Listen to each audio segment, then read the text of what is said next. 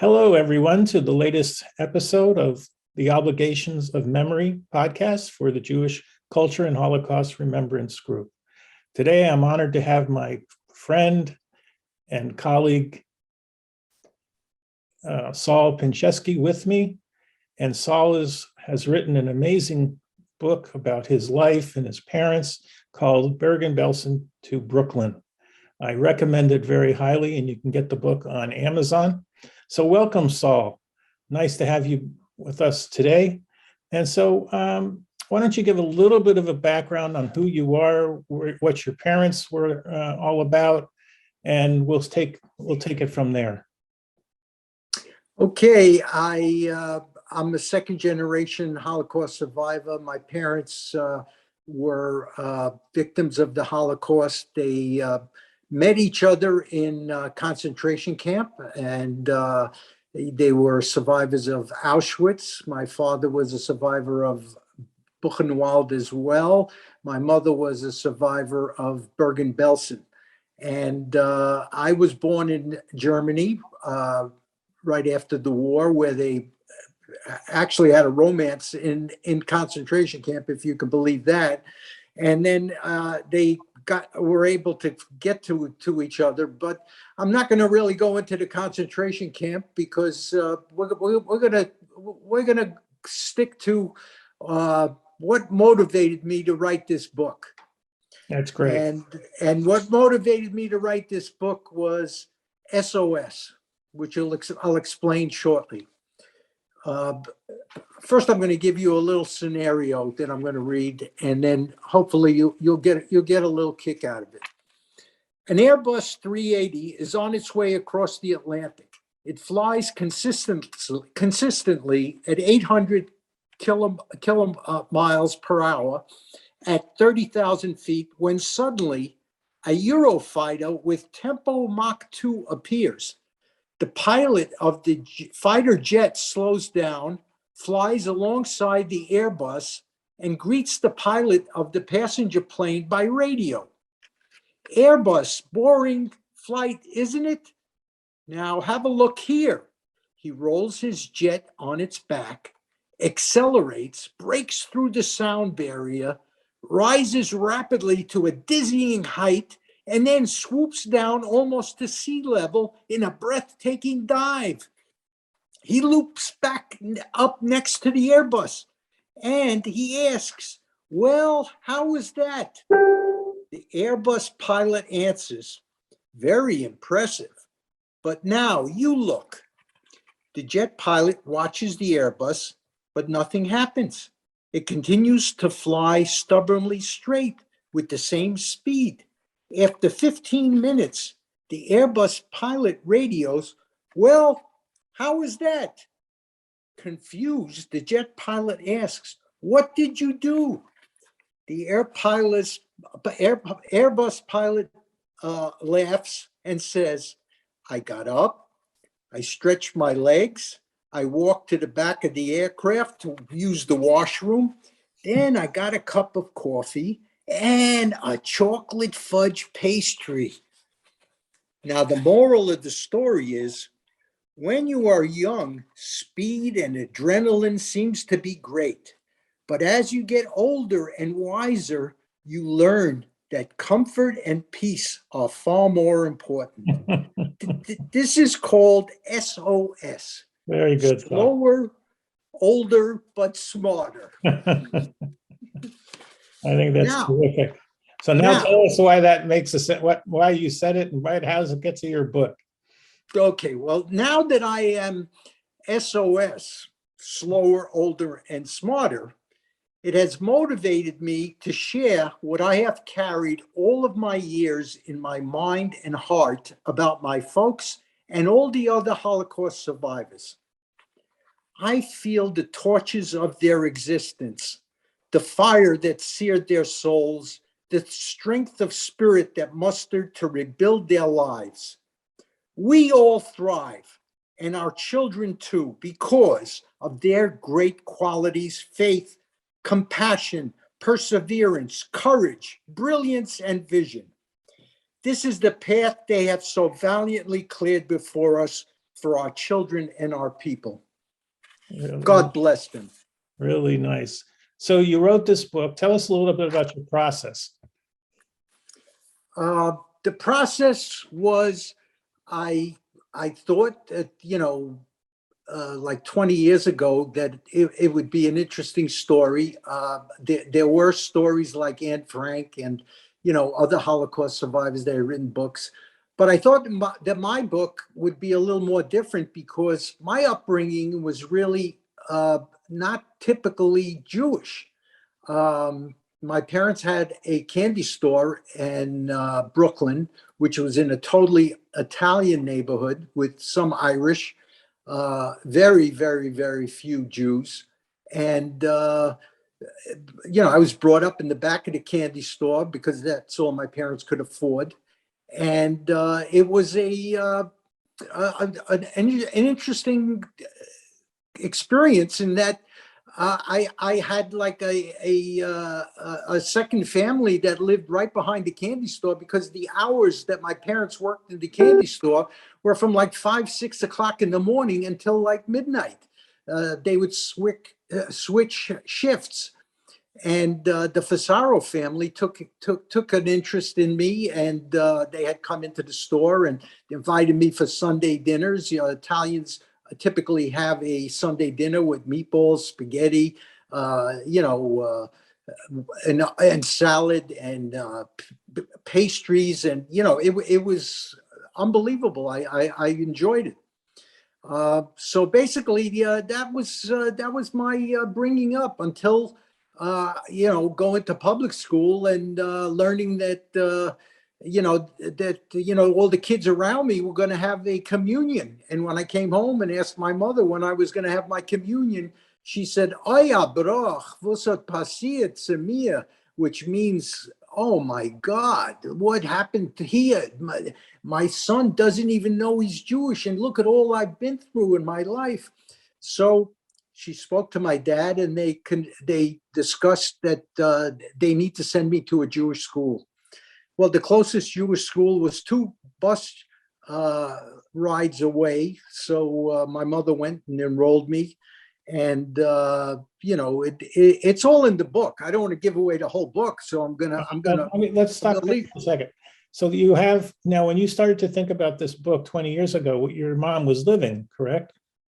Oh yeah, absolutely. I did, in those days, I did cassette tapes with my mom, sat down and, taped everything with her. Most of the things in the candy store, I all knew, but the things she divulged to me were more heart-wrenching with regard to her experience in concentration camp. I mean, that was no picnic for her. But she was always a positive person. So she would always tell me, "Thank God I made it. Thank God for grandma."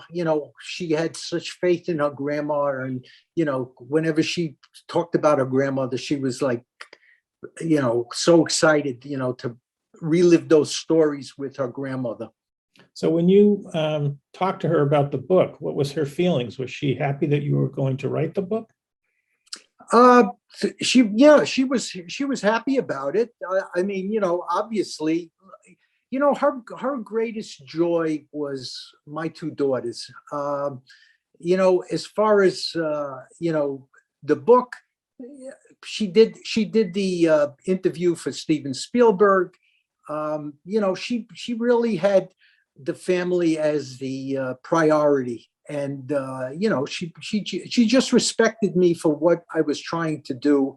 And she always knew that I was always someone that was trying to protect them and make sure that they were taken care of. And just like they tried to take care of me in their older age, I tried to take care of them as best as I could. I moved them from Florida to California.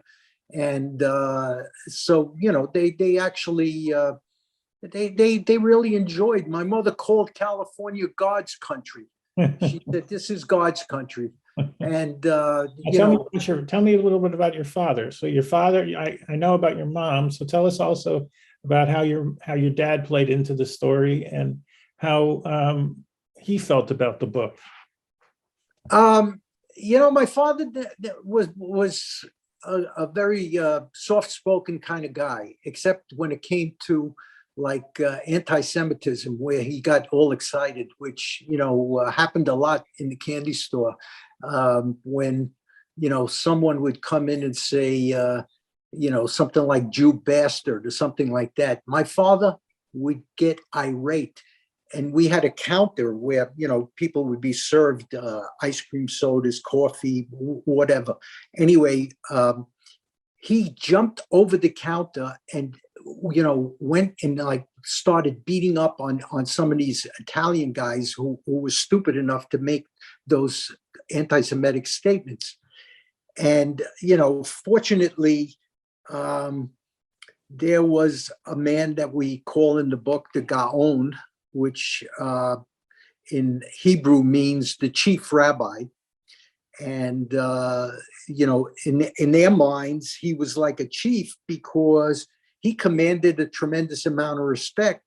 Little did they know that he was the consigliere of one of the crime families and a mafia boss. But, for some reason, he saw the tattooed numbers on my mother's arms, and he said to her, I know what you've been through, and I'm going to make sure that you don't get hurt anymore. And he sure did. He sure did. And to some extent, he was my godfather. Most people have seen the movie The Godfather, but it was really an amazing experience to have someone who could be so compassionate, and yet on the other hand, I don't want to know. I don't want to know. Yeah. So tell me, how did your dad like the idea of you writing the book? Yeah. He look, he really felt good about the fact that his family would be mentioned, because my mother always said that she was a much more jovial and cheerful person because she was an only child. So she really didn't lose all that much. And my father had 2 brothers, 2 sisters. He had a big family, and he lost all of them. And, in the book, it also illustrates the fact that he lost his brother who survived the Holocaust and tragically got struck by lightning in 1956 and died. And, that was like destroyed him completely. He had a nervous breakdown. And that made life very, very difficult for my mom and myself, because he couldn't function very well. And here we had this candy store. But, it was amazing how the people came in and helped, the people who actually helped to take us, because my uncle who was struck by the lightning, he had a chicken farm, which is what a lot of Holocaust survivors did. After they made some money, they went into rural areas, and they wanted to like live in a quiet existence after what they had gone through. And he lived in Vineland, New Jersey in those days, which was really rural. It was like the real sticks. And he raised chickens, and he would bring the eggs to market. And that's how he made a living. And so when you're talking about, we were in a candy store in Brooklyn, and the phone rings in the middle of the night. And my mother answers the phone, which was in the candy store, because it was a phone booth. In those days, you dialed with the phone and you put 10 cents in to make the call. But, the people who called us, the phone would ring inside the candy store. So we'd run from the back of the candy store where we lived, and my mother answered the phone. And unfortunately, someone divulged to her that Uncle Max, or my Uncle Max, died. My father completely broke down. He started banging his head against the wall, and I was like terrified. My mother ran over, grabbed him, put him down on the bed, and he was shaking, and he was really out of it.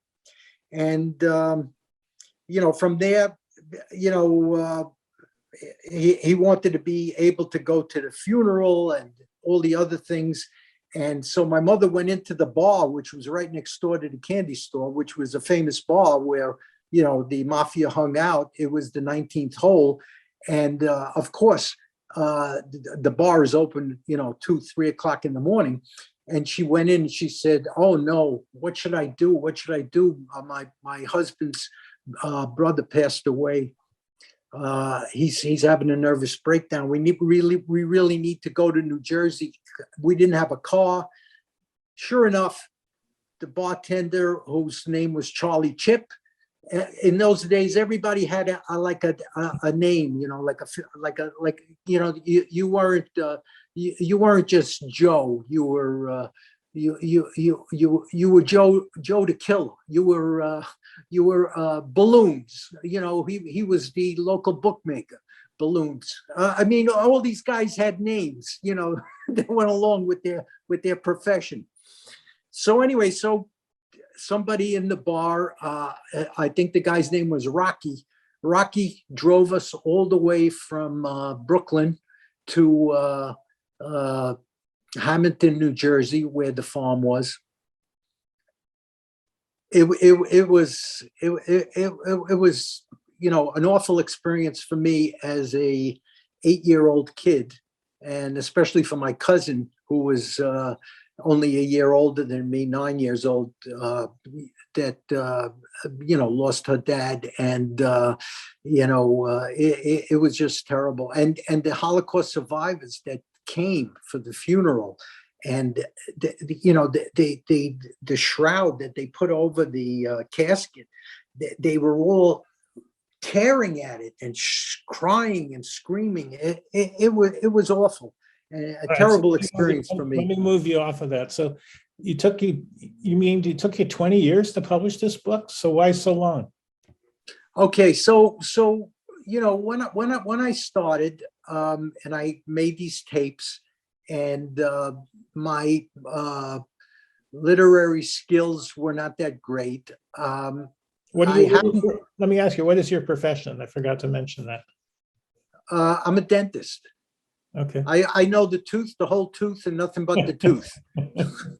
So, so basically, when you're asking about my literary skills, my literary skills are writing up a chart on what exactly took place in the oral cavity. When it comes to, writing a book, I needed someone with more skills, more ability to write, and to put it into a very interesting format, so that it'd be comfortable for most people to read.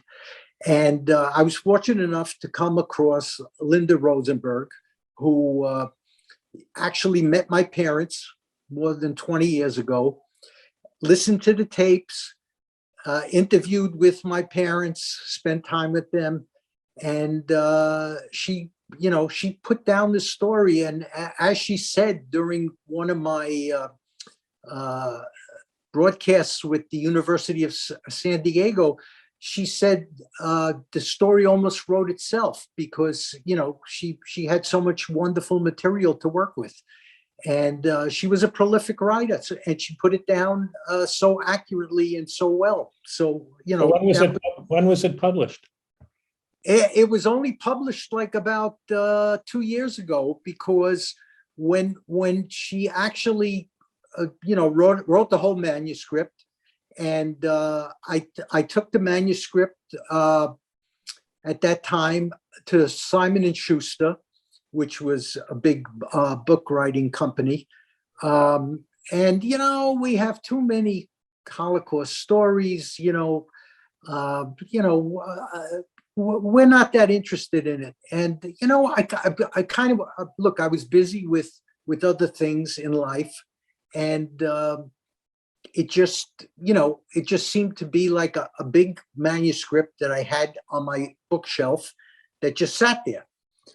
Well, about 2 years ago, Linda called me up and said to me, Saul, I just got back from Chicago, and I was at the University of Chicago with the literary department head, and I was there for a conference, and I happened to bring along the manuscript of our book. And I gave it out to a number of the people there, and most of them were recognized authors. They read the book and they said, I can't believe you never published this. This is wonderful. This is an unbelievable story. So she said to me, in the era now of self-publishing, I think we should think about publishing the book. So I said, well, I'll make some inquiries and see what I can do. In the meantime, I had more time on my hand as I retired from dentistry because of back problems. And Linda was still teaching English at the Jewish Academy. And so she really didn't have the time to make the effort to look into the self-publishing. Well, I was fortunate enough to run into a wonderful lady named Dee Desario, and she actually did her own self-publishing, and she was very helpful in getting me onto Amazon and to connecting me with the people that are involved. I'm not technologically advanced. I'm a dinosaur when it comes to the tech computer, but we needed people to organize the book for the format of Amazon.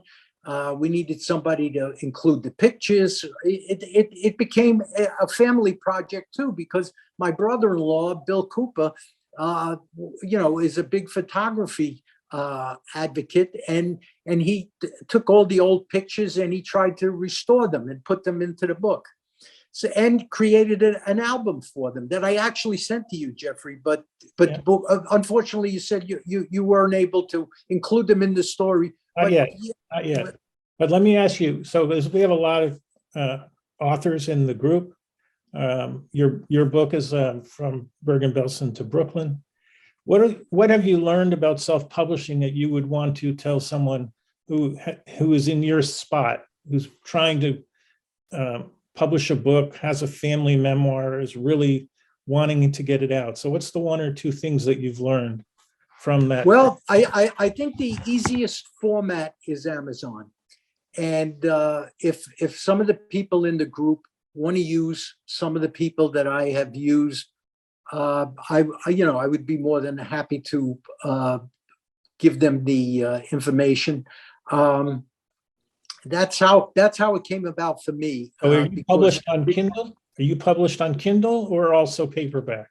Both Kindle and paperback. Yeah, there are many people that have read it on Kindle, and there are, I've been fortunate in that, I've had hundreds of people buy the book, and I'd also say hundreds on Kindle that have So what are read it on Kindle.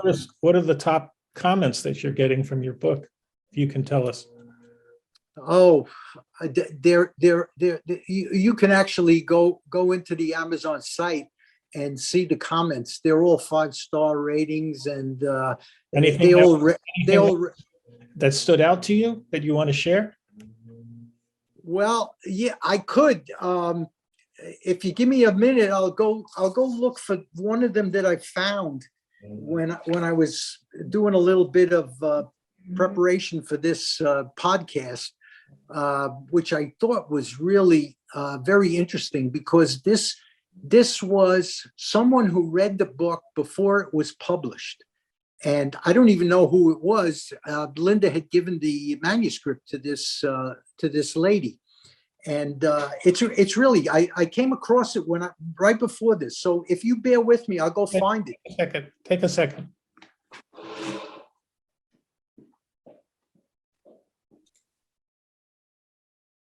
Okay, so tell us what you're going to share with us. Okay. All the positive reviews were wonderful on Amazon, which, if anyone just goes on Amazon, they can just read the reviews, which are all, like I mentioned, 5-star. But this was before the book was published a number of years ago. Okay, this is a very touched and grateful reader, was the way they warm regards. That's how they sent me this letter. Linda gave them my address. This came through U.S. Postal Service, not from email. Dear Helen, David, and Saul, for the past few hours, I was so engrossed in your book that I feel I know you and can therefore address you by your first names. The book had such an impact on me. I feel as if I want to know more and more and more. I felt a part of your pain, your stress, your intense hardships and horrible experiences. I have felt your joy at the birth of each child and wanted to know about your grandchildren and what happened to everyone in the story. Fortunately, I could talk to Linda and get some updates, but I was so sorry that the book ended. I also kept wishing I could see photographs of Helen, David, Saul, the candy store, and other personalities in the book, which we put into the book, which, her letter had an impact. I believe that it is our duty and privilege to read your book, to teach our children the wonderful lessons of life and also the very, very, very bitter realities. It is important for readers to travel your journey and then still see your positive, bright attitude to life. This book should be required reading for all young adults. These kids should be aware of what some people have endured and lived through and how they continue and manage to live honest, good lives and to raise wonderful children and to be such positive contributors to society. I wish you all health, happiness, and a lot of nachas.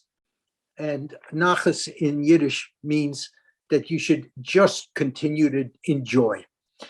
The fact that you made the effort and probably had to relive many awful experiences was most commendable.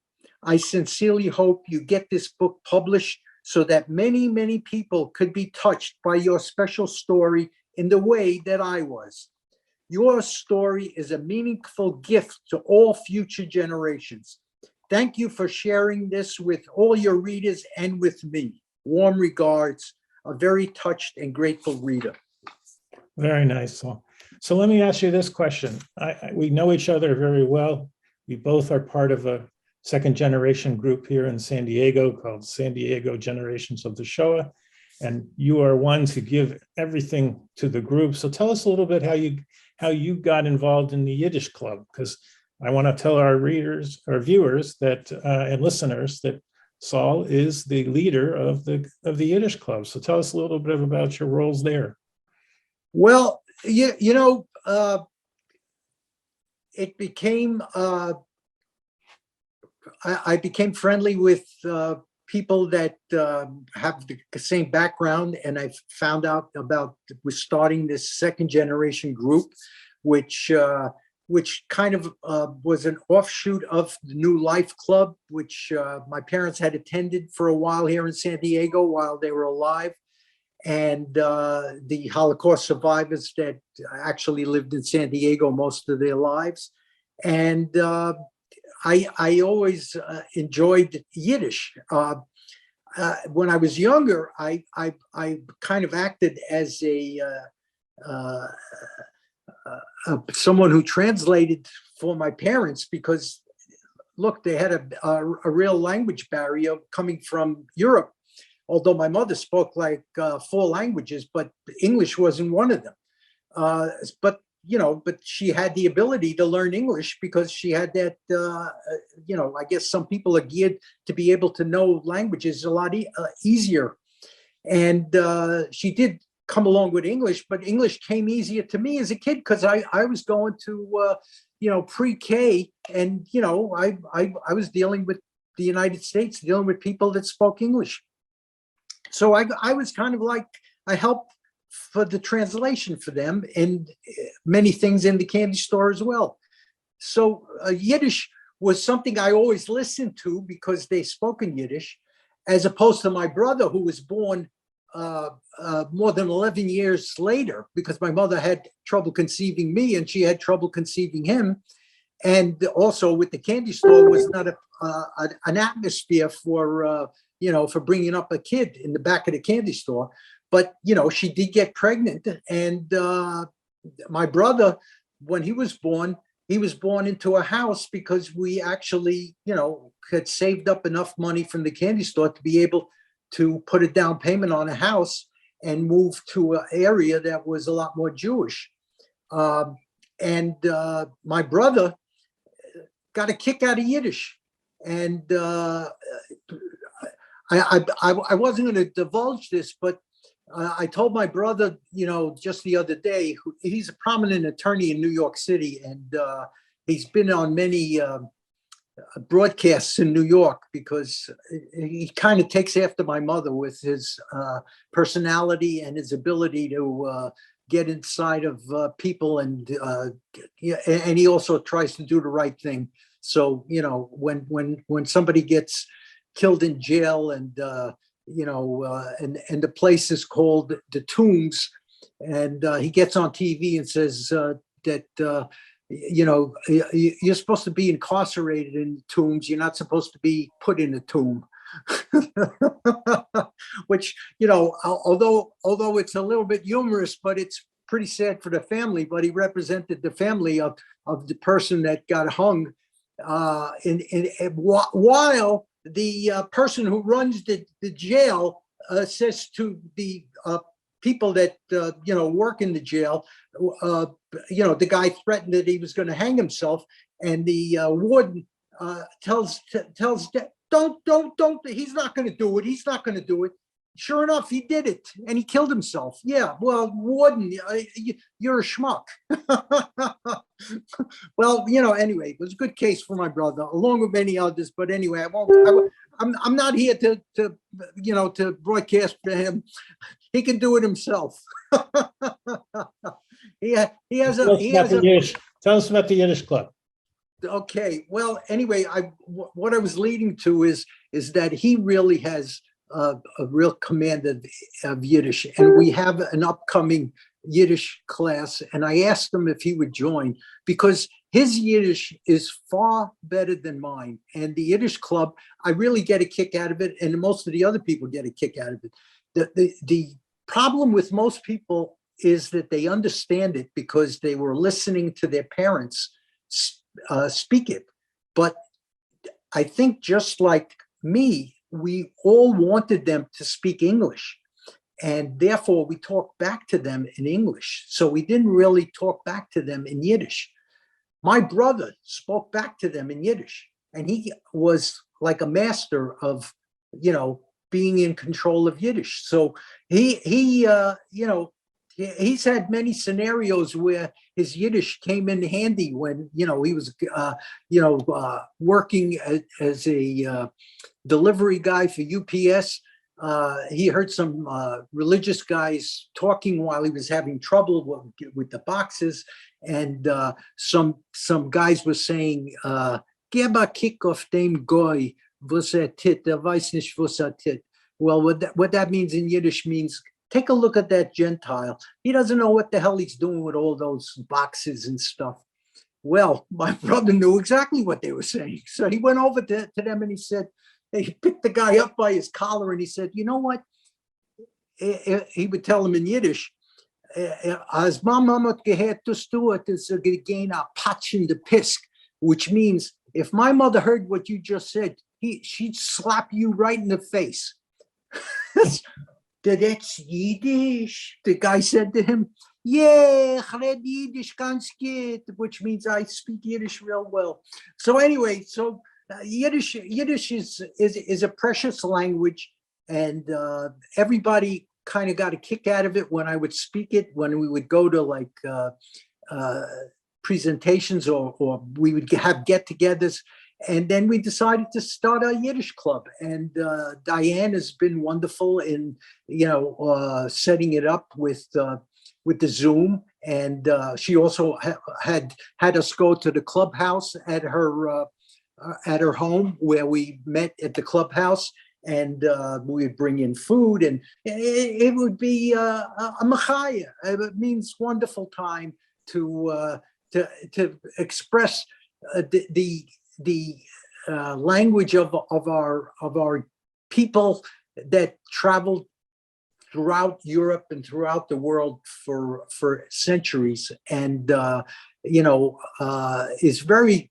It's not very well spoken in Israel, because Hebrew is the language of Israel, but still it's Mamalushin, it's mother tongue, it's what we love, and the people who do it with me once a month, they love it. So I have a couple more questions for you, and then we'll bring this to an end. I want to know what your favorite candy was at the candy store. Oh, my favorite candy. Well, I had two. You can have two. There were jelly royals, which had like a jelly inside with delicious chocolate on the outside. And in those days, and licorice. I loved licorice. What year are we talking about? We're talking about 1954 was when we took over the candy store. Okay. And I had, an assortment of candies that I could eat. And, the fact that I became a dentist is probably somewhat related to the candy, because from eating all that candy, I had to go to the dentist.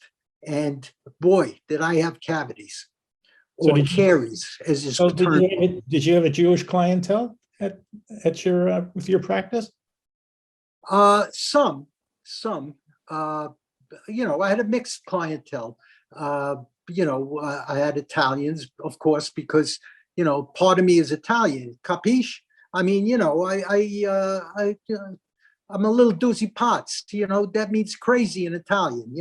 I got brought up between being a Catholic and being a Jew, so I'm confused.